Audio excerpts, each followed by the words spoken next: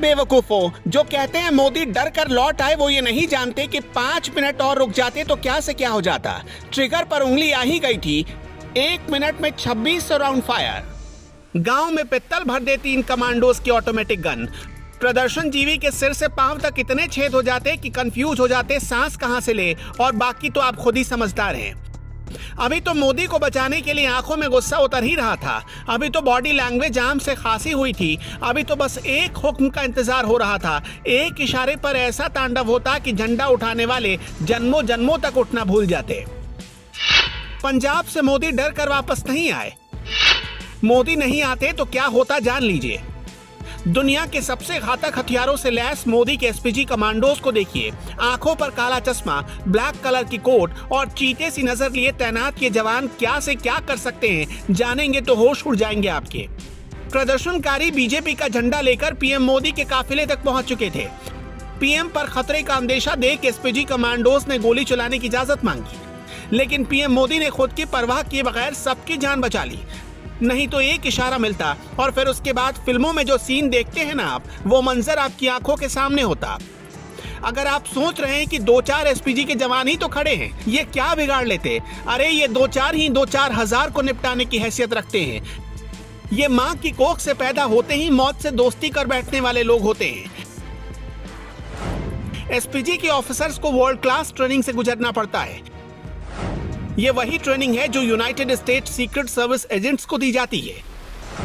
SPG commandos automatic gun FNF 2000 assault rifle से lace होते हैं। ये मेड इन बेल्जियम राइफल है जो 1 मिनट में 850 राउंड फायर करती है।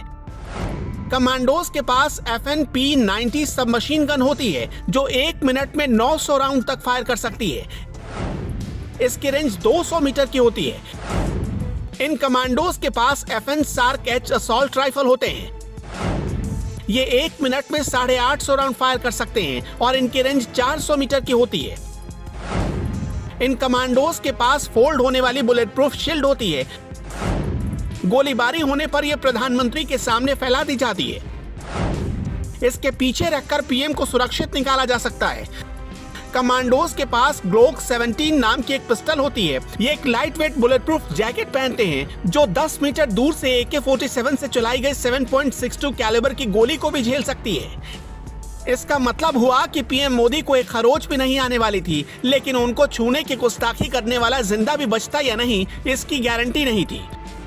अब समझ में आया कि अगर पीएम मोदी और 5 मिनट रुक जाते तो क्या से क्या हो सकता था। इन कमांडोज के कानों में ईयर प्लग लगा होता है जिसका इस्तेमाल ये अपने साथी से बातचीत करने के लिए करते हैं या फिर वॉकी टॉकी का सहारा लेते हैं।